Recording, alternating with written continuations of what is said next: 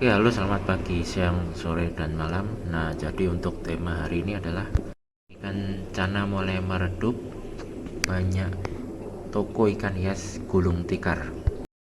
Ikan cana sendiri itu sempat menjadi primadona saat eh, virus atau wabah corona itu merajalela ya. Jadi di situ boomingnya ikan cana, jadi mulai populer sekali. Jadi sampai membuat toko-toko baru ikan hias itu bermunculan, dan mereka itu fokusnya adalah berjualan ikan cana.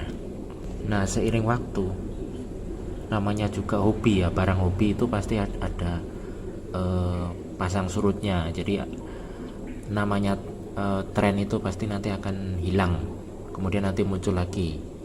Misalnya tren Tamiya itu kan dulu ngetren banget, kemudian hilang, kemudian nanti muncul lagi. Begitu juga tren tanaman hias. Nah itu kan misalnya gelombang cinta dulu kan muncul sangat ngetren, kemudian hilang, kemudian ganti lagi tren tanaman lain lagi, dan seterusnya. Nah begitu juga di dunia ikan hias itu juga, tren itu juga sering muncul. Jadi ada sebelum, kalau tidak sebelum, bersamaan dengan tren ikan cana itu kan ikan cupang juga naik juga. Ikan yang multicolor sama yang warna-warni ya, seperti cuper atau apa itu, blue rim dan sebagainya, itu kan juga naik dan harganya sampai jutaan. Namun lambat laun juga nanti harganya turun juga. Nah begitu juga ikan cana yang dulu itu adalah ikan sultan, jadi hanya beberapa orang saja yang bisa memilikinya, tetapi sekarang menjadi ikan yang merakyat, jadi hampir semua orang bisa memilikinya. Anak SD pun bisa memilikinya karena harganya mulai merakyat ya. Jadi dengan harga 20.000 saja atau 10.000 saja atau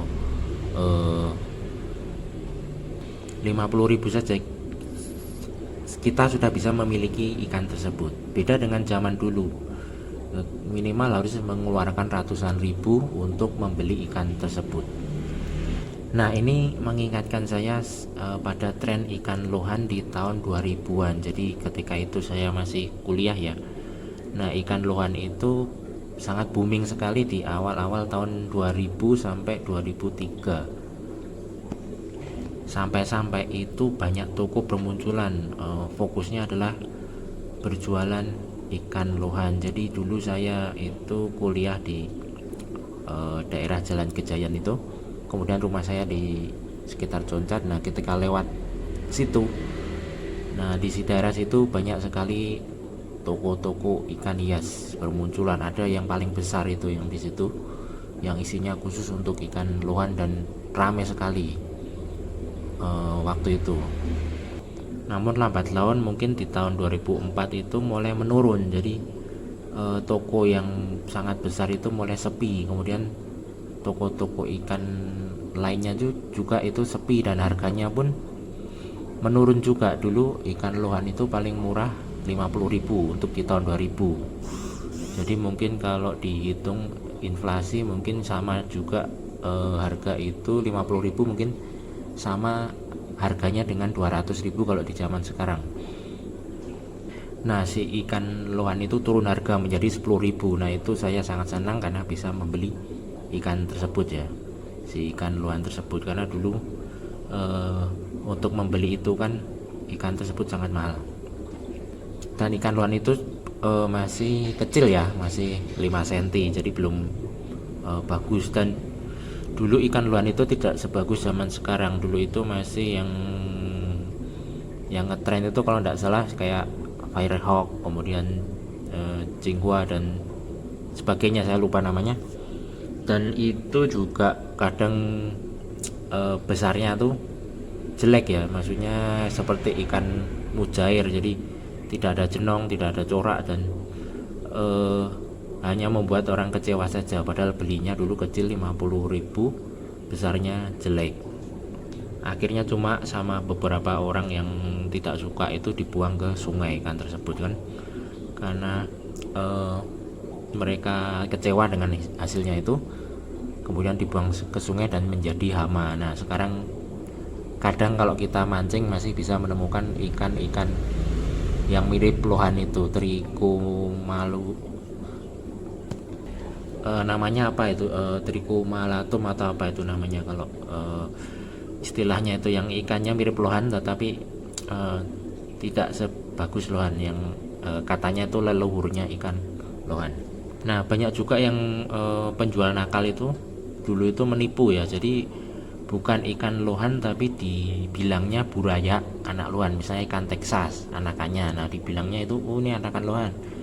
Kemudian ikan yang siklit-siklit itu dibilangnya ini anakan lohan, padahal itu bukan ikan lohan. Nah hal ini membuat popularitas ikan lohan itu menurun karena banyaknya oknum penipu tersebut pada waktu itu. Selain juga mulai jenuh ya, jadi mulai jenuh dengan tren tersebut, karena tren itu tidak akan bertahan lama. Tren yang naik secara cepat dia pasti juga akan turun secara cepat juga, seperti tren batu akik itu beberapa tahun lalu itu kan naik cepat, turunnya juga cepat. Sepeda itu juga turun, naik cepat, turunnya juga cepat. Nah hal ini tentunya membuat toko-toko ikan itu banyak yang gulung tikar ya. Jadi di Jalan Gejayan dulu itu ketika saya kuliah kan sering lewat situ, jadi saya hanya mensurvei di daerah situ saja. Nah di situ banyak sekali toko-toko ikan hias yang tutup, hanya beberapa saja yang masih bertahan. Kalau tidak salah 2 saja itu yang toko yang memang sudah maksudnya sudah senior ya, memang sudah pengalaman, bukan toko-toko yang masih ibaratnya itu bawang kencur ya, masih umurnya itu masih seumur jagung, masih pemula ibaratnya. Nah yang kemudian setelah itu kan tren-tren ikan-ikan macam-macam, ada tren predator, tren ikan siklit dan macam-macam ya, aquascape ada, kemudian macam-macam. Nah 2 toko yang masih bertahan itu yang saya amati itu, dia itu masih konsisten ya, jadi masih bisa melewati masa-masa tren-tren tersebut. Nah ada satu toko itu dia itu hanya fokus untuk memelihara fokus air laut, jadi itu yang saya amati. Jadi si toko tersebut tidak mengikuti tren ya. Jadi misalnya tren ikan cana, nah toko itu tetap saja jualan ikan laut. Kemudian saya cek di toko satunya itu, jadi dia itu yang satunya itu toko itu fokusnya untuk jualan peralatan akuarium sama ikan-ikan pasar, misalnya ikan koi pasar, misalkan mas koki pasar, pokoknya ikan-ikan yang biasa saja.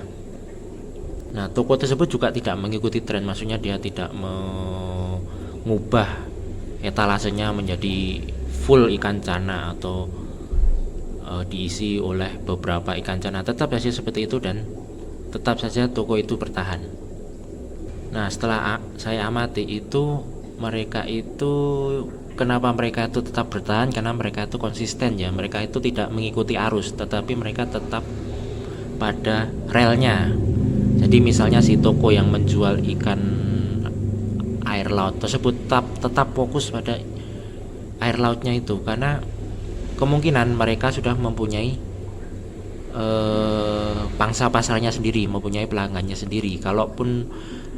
Kalau mereka merubah haluan, misalnya menjadi toko ikan cana, nanti malah akan menghilangkan predikatnya sebagai toko yang menjual air laut, dan itu nanti akan membuat kehilangan pelanggannya ya. Begitu juga yang toko satunya itu yang biasa jualan ikan pasar itu kan, ikan pasar kan harganya murah. Nah kalau dia merubah haluan ke ikan-ikan yang cana yang pada waktu itu harganya mahal, otomatis dia nanti akan kehilangan pasar juga, karena kan si toko itu kan pelanggan-pelanggannya kan pasti membeli ikan yang harganya itu yang maksudnya maksudnya harga yang pasar juga, harganya yang murah-murah juga. Sementara ikan cana itu kan ikan mahal pada waktu itu. Jadi nanti kalau dia merubah haluan ke ikan cana, pasti nanti akan kehilangan pelanggan juga, karena si pembeli itu pastinya tidak akan membeli ikan tersebut karena menurut mereka ikan mahal kan. Sementara mereka kan mungkin tidak terlalu suka untuk membeli ikan mahal, mereka inginnya ikan yang pasar saja, ikan yang kualitas pasar saja, untuk misalnya untuk iseng-iseng saja di dalam rumah pelihara, untuk kesenangan mereka saja, bukan untuk gengsi. Kalau dulu kan ikan bagus atau ikan mahal itu kan untuk gengsi kan, seperti ikan arowana kan untuk menunjukkan status sosial atau apa. Tapi mereka tuh mungkin hanya pelihara ikan ya untuk kesenangan saja, untuk hobi, untuk iseng-iseng saja, untuk ya daripada bete ndak ngapa-ngapain di rumah kan, kasih makan ikan mas koki pasaran atau koi yang biasa saja dan seterusnya. Nah, itu yang menurut saya membuat toko itu tetap bertahan ya. Jadi konsisten. Jadi konsisten menjaga pelanggannya. Jadi misalnya dia itu jualan ikan laut ya, tetap saja fokus jualan ikan laut, biarpun trennya berubah ya. Misalnya tren lagi, tren ikan, misalnya nanti ikan Indosiar. Nah, tetap saja ya jualan itu saja, jualan yang fokusnya ikan laut yang yang bisa dicampur dengan terumbu karang dan sebagainya itu. Jadi jangan sampai merubah haluan ya, karena si toko tersebut itu sudah pasti punya pelanggan, dan nanti kalau dia merubah haluan pasti nanti pelanggannya itu akan kecewa ya. Kemudian konsisten itu juga dalam bentuk waktu ya, misalnya buka tutupnya. Jadi toko-toko yang sudah pengalaman senior itu menurut saya dia itu jelas, misalnya buka pukul 8 ya buka pukul 8 betul, tutup pukul 9 ya tutupnya pukul 9 betul. Sementara toko-toko yang masih ibaratnya masih pemula itu biasanya mereka tidak konsisten. Seperti saya pernah itu membeli ikan siklit atau ikan apa itu. Jadi di Google Map-nya itu bukanya itu katanya pukul 9. Nah, ketika pukul 9 saya ke sana ternyata masih tutup. Padahal tempatnya jauh banget. Karena itu kan saya tunggu baru jam 11 buka. Nah, itu kan sangat mengecewakan sekali, mengecewakan pelanggan. Jadi konsisten dalam bentuk waktu juga. Nah, itu sangat susah untuk toko-toko yang masih muda ya. Karena kan biasanya itu kan masih dikelola sendiri ya, jadi tidak ada karyawan atau apa, jadi masih dikelola oleh pemiliknya sendiri. Kemudian pemiliknya itu kan kadang juga ada yang kerja sampingan, jadi mungkin masih kerja di luar toko tersebut. Misalnya seperti saya juga itu kan, itu yang sangat susah untuk masalah waktu ini, jadi kadang harus kerja di luar. Nah, sementara karena itu kan toko yang saya pegang ini terpaksa saya tutup karena saya tidak bisa menghandle itu. Nah, sebenarnya itu kurang bagus ya, karena tidak konsisten. Jadi misalnya ada pelanggan datang itu ya kecewa mereka, misalnya kalau datang ternyata toko kita tutup padahal di jadwal atau di Google Map itu tulisannya buka. Jadi jangan sampai kita mengecewakan pelanggan karena tidak konsisten seperti itu. Nah, itu kunci utama untuk gimana caranya agar bertahan ya. Ini hanya berdasarkan pengamatan saya kepada toko-toko yang sudah senior. Nah, kemudian banyak toko-toko yang masih baru itu gegabah ya, karena untungnya banyak kan. Karena waktu jualan cana itu kan untungnya banyak. Kemudian mereka ini mengira bahwa cana itu pasti akan laku terus. Nah, kemudian buka cabang di sana sini, isinya ikan cana lagi, buka cabang di sana sini. isinya cana lagi. Nah, mereka tidak memperhatikan bahwa suatu saat ikan cana itu pasti akan redup.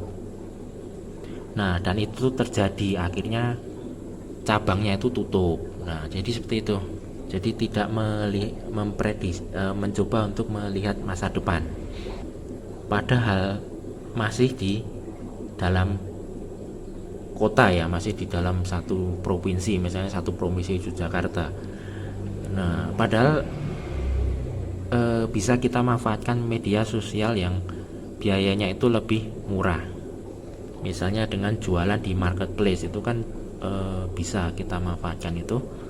Tidak perlu bayar sewa toko kan, hanya bayar admin yang kalau jualan baru nanti diambil berapa persen oleh marketplace tersebut kan. Nah, itu bisa dimanfaatkan sebenarnya, tapi saya lihat kebanyakan toko-toko baru tersebut masih konvensional, jadi masih memakai cara lama, jadi tidak menggunakan media sosial, hanya paling menggunakan Facebook saja untuk membuat grup yang eksklusif. Jadi semacam malah dimonopoli. Jadi bikin grup, kemudian nanti bikin WA grup, kemudian nanti yang ikut grupnya nanti disuruh beli kartu anggota atau apa. Itu kan terlalu eksklusif, padahal ikan hias ini kan bukan bahan pokok ya, seperti beras yang harus pakai kartu bantuan langsung tunai atau kayak BPJS itu kan yang kalau sakit harus pakai itu. Nah, itu kan malah membuat semakin ribet. Jadi si pembeli itu ribet kan, harus beli kartu lah, harus inilah. Kalau mau murah kan harus beli kartu, harus apalah, harus daftar ini. Padahal itu kan hanya barang hobi, bukan barang pokok yang harus kita beli, misalnya kayak beras atau apa itu kan, atau gas atau sakit. Nah, itu kan kalau si pembeli melihat itu atau kalau saya melihat itu ya, saya mending gak usah beli tempat lain yang lebih gampang, yang lebih simple. Jadi seperti itu menurut saya. Jadi dibuat simplicity, apa tuh istilahnya bahasa Inggrisnya tuh, consistent and simplicity. Simplicity itu maksudnya sederhana, dibuat sesimpel mungkin, sesederhana mungkin. Jadi tidak perlu dibikin ribet-ribet seperti kayak toko-toko yang eksklusif itu kan, kalau masuk harus pakai kartu, harus ini kan, akhirnya tutup juga toko-toko itu yang ngetren yang dulu di mall itu. Sekarang kan mereka banyak yang tutup, kalah oleh jual beli online itu yang lebih simpel itu. Kemudian yang ketiga itu jangan punya keinginan untuk memonopoli ya. Jadi ada juga yang toko baru itu kadang mereka itu ya ternak ya juga pengepul ya juga penjual, itu tidak bisa seperti itu, karena rezeki itu harus dibagi ya. Jadi tidak bisa rezeki itu hanya dimiliki sendiri, jadi harus dibagi ke semua orang. Dan semua orang kan juga ingin misalnya seperti saya kan juga ingin ikan yang saya pelihara itu kan menghasilkan uang juga. Hobi saya ini juga bisa juga menghasilkan uang. Nah, semua orang kan bukan semua orang sih, tapi sebagian orang kan berpikiran seperti itu. Jadi hobinya itu bisa diputar untuk menghasilkan menghasilkan uang maksudnya. Nah, jangan berpikir untuk memonopoli.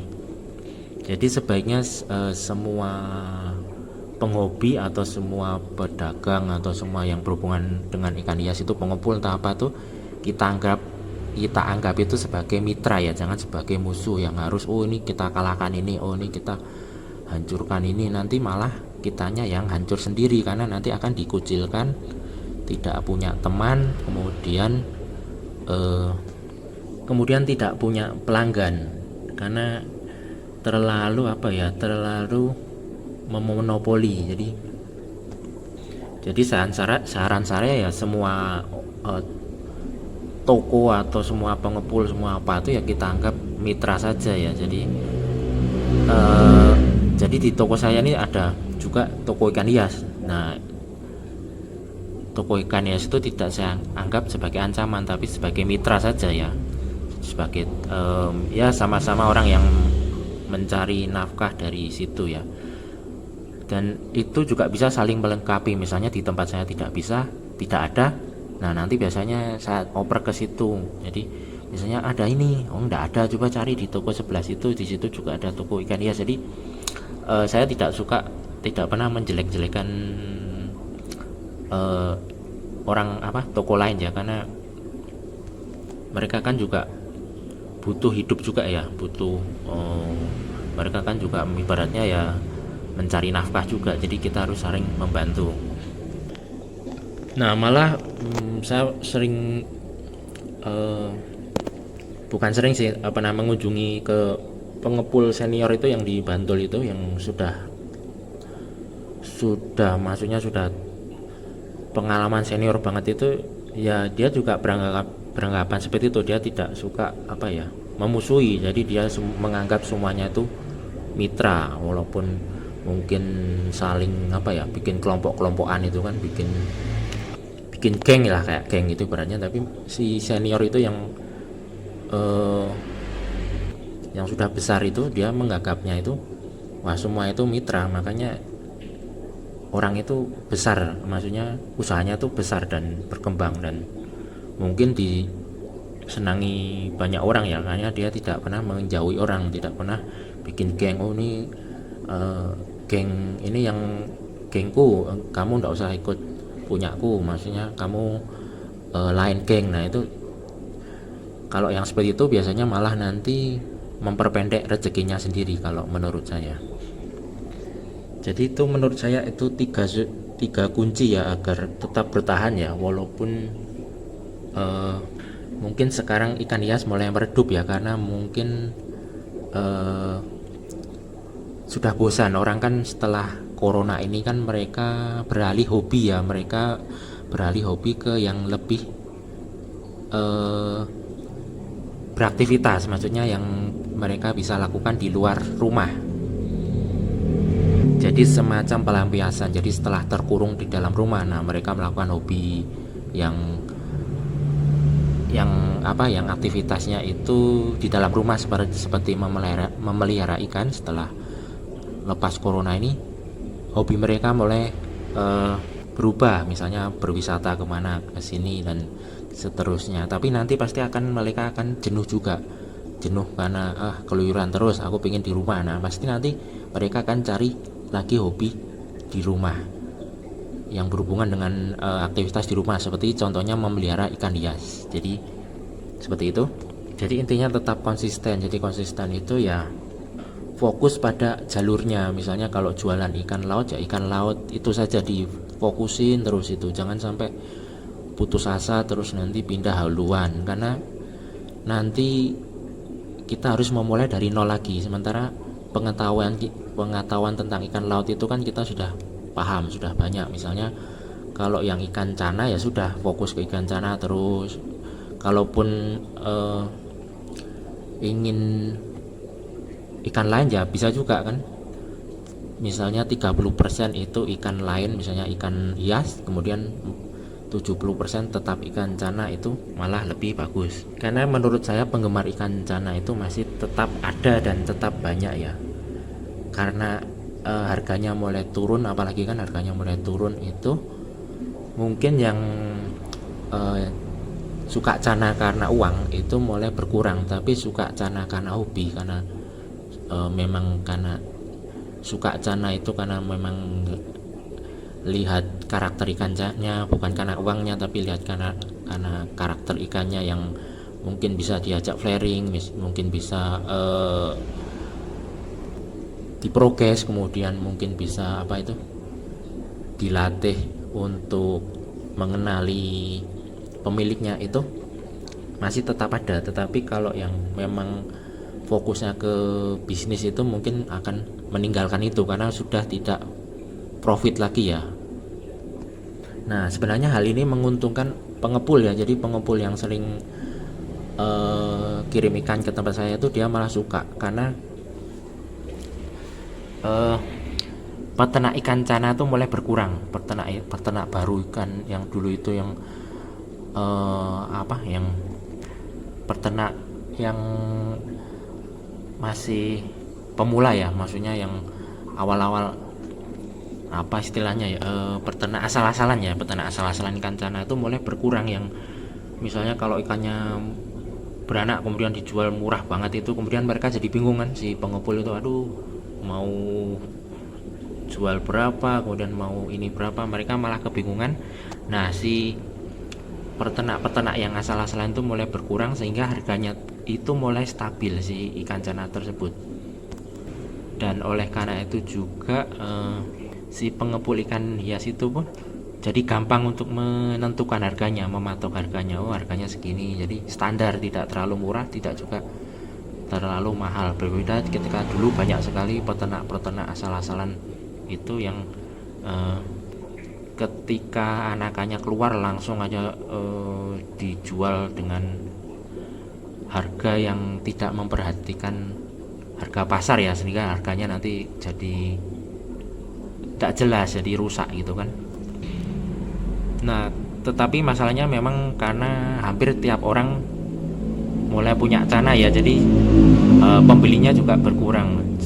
Jadi saya amati itu di toko-toko ikan hias itu jarang sekali mereka yang menjual cana secara ombyokan, kecuali yang toko besar ya. Jadi kebanyakan itu hanya satu tank satu ikan, satu tank satu ikan, mungkin 10 tank nanti diisi 10 ikan cana. Jadi seperti itu, ikan-ikan yang sudah dibikin satu tank satu ikan, jadi harganya bisa dinaikkan daripada ikan ombyokan kan lebih mahal ikan yang satu tank satu ikan.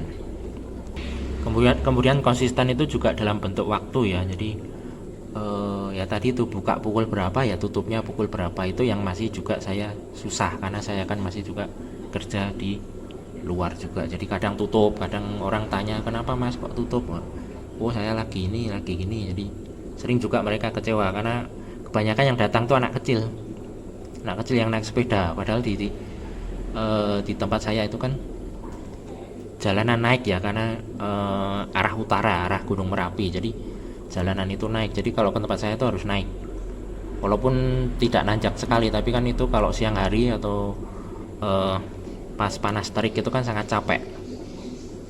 Sampai ke tempat saya kosong, nah itu kan sangat capek dan kecewa ya. Padahal mereka anak-anak itu paling cuma ngobrol-ngobrol, tanya-tanya, tapi ya kita tidak bisa mengabaikan itu ya, karena anak-anak itu kan cikal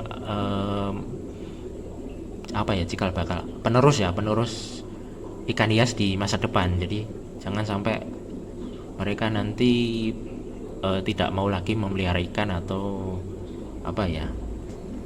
bosan atau jenuh. Jadi sebisa mungkin kita buat mereka paham atau menyukai ikan, karena Indonesia ini kan salah satu pengekspor ikan hias terbesar ya. Ikan daerah tropis itu kan salah satu daerah yang bisa menghasilkan ikan hias. Jadi siapa tahu mereka nanti jadi penerus atau pengusaha ikan hias. Kemudian konsisten itu juga dalam bentuk misalnya di media, di marketplace online tuh ya, misalnya di Shopee atau Bukalapak atau Tokopedia itu kan jangan sampai kita menunda-nunda pengiriman. Misalnya ada yang beli filter misalnya hari ini, ya sebisa mungkin hari ini itu langsung kita kirim, jangan menunda 2 hari 3 hari, karena orang akan kecewa dan nanti tidak mau beli lagi. Biasanya beli yang pengirimannya cepat. Jadi sebisa mungkin kita kirim, kalaupun tertunda kita kasih tahu, oh sorry kak, hari ini tidak bisa dikirim karena misalnya kantor jasa pengiriman tutup atau sebagainya. Jadi kita harus beri alasan. Jadi kalau sampai 2 hari 3 hari itu biasanya orang kapok sudah, malas lama gitu. Itu pengalaman saya kalau beli di online juga kayak gitu. Kalau lama malas sudah, langsung dibatalin atau ini sekali aja beli. Jadi seperti itu. Jadi jangan bikin orang kapok membeli di tempat kita. Kemudian simplicity itu ya dibuat sederhana mungkin, tidak perlu dibikin heboh ya. Kalau beli harus menunjukkan kartu, misalnya kartu beli nanti dapat apa ini, itu kan orang kan males bawa kartu, bawa ini kan. Kadang mereka ke toko ikan hias kan cuma bawa baju, bawa celana, kemudian di kantong celana ada uang. Nah, itu aja kan biasanya. Tidak pernah mereka bawa lengkap, sampai bawa KTP, SIM, itu kan jarang, apalagi kartu kan. Nah, kemudian yang ketiga itu jangan monopoli. Jangan monopoli ya seperti itu tadi, kita ingin menguasai. Jadi aku yang untung, pokoknya aku yang menguasai, yang dominan. Jadi aku ya yang yang apa ya, yang ternak juga, yang pengepul juga, yang jual juga. Kalau cuma satu jenis ikan itu mungkin mudah, tetapi kalau sampai kita monopoli semua jenis ikan kita kuasai, misalnya kita ternak ikan hiu, kita ternak ikan aquascape, kita ternak ikan ini tuh sampai 100 jenis atau semua jenis, itu tidak akan mungkin kemudian kita jual sendiri, kita tengkulak sendiri. Itu tidak bisa, karena kita kan hanya terbatas, kemampuan kita terbatas, tangan kita hanya dua. Jadi mau tidak mau butuh bantuan orang lain juga yang bisa kita jadikan mitra. Oke, sampai di sini saja. Jadi silakan komen, kasih saran, masukan, kritikan dan sebagainya. Selamat pagi, siang, sore, dan malam.